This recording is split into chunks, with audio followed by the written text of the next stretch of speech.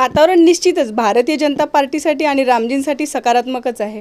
लोकांचा प्रतिसाद सकारात्मक आहे आणि भारतीय कमळाकडे ओघ वाढत जातोय।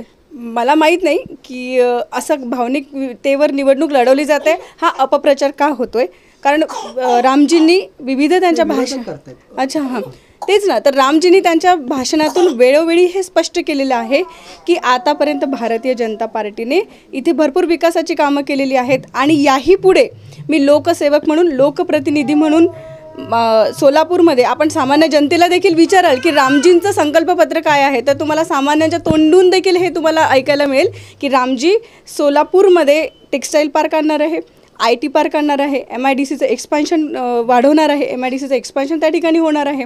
आणि आपण बघितलं तर सोलापूरमध्ये दुहेरी पाईपलाईनचं एक प्रभावीपणे काम करण्याची आवश्यकता आहे, ते देखील काम करेल। या संदर्भातल्या त्यांचे सगळे संकल्पपत्र हे त्यांनी मांडलेले आहे। एअरपोर्ट तिथे केला जाईल, एअरपोर्ट केले तर व्यवसायाला गती मिळेल, चालना मिळेल, एकंदरीतच सगळ्या व्यवसाय भिमुख आणि प्रगती भिमुख असं रामजींचं भारतीय जनता पार्टीचं संकल्पपत्र आहे, ते त्यांनी वेळोवेळी भाषणातून मांडलेलं आहे आणि जनतेला देखील ते अपील झालेलं आहे। आपण सांगितलं की अगदी लहानग्यांपासून तर वृद्धांपर्यंत सगळे मोदीजींचे इथे फॅन आहेत, त्यामुळे मोदीजींच्या जी सभेला आलेली गर्दी होती ही मोदीजींना थेटपणे प्रत्यक्षपणे जोडली जाणारी जनता आहे।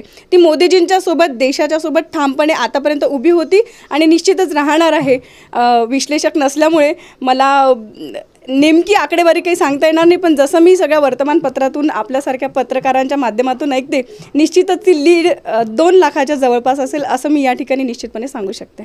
महिलांना आतापर्यंत ज्या काही योजना पोहोचलेल्या असेल, सुलभ शौचालयाची योजना असेल, जर आपण बघितलं तिथे उज्ज्वला गॅस योजना असेल, आपण बघितलं की महिलांना आतापर्यंत पतीच्या खात्यावर अवलंबून राहावं लागत असेल, अकाउंट काढून मोदीजींनी 1 रुपया 15 पैसेपर्यंत न पोहोचता 1 रुपया थेटपणे आपल्या भगिनींच्या अकाउंटमध्ये कसा जमा होता येईल यासाठी त्यांनी व्यवस्था केलेली आहे। आणि अशा अनेक विकास योजना, बेटी बचाव असेल, मातृत्व वंदन योजना असेल, या माध्यमातून मोदीजींनी थेटपणे भगिनींसाठी काम केलेलं आहे आणि याची माता भगिनींना जाणीव आहे आणि हाच सकारात्मक प्रतिसाद मला वेळोवेळी त्यांच्यासोबतच्या भेटीतून जाणवतो आहे। निश्चितच भारतीय जनता पार्टीचा, हे मी सांगण्यापेक्षा जनता सगळेजण सांगतच आहे की भारतीय जनता पार्टीचा गुलाल हा निश्चितच आहे आणि याबाबत सगळ्यांनी निश्चिंत राहावं।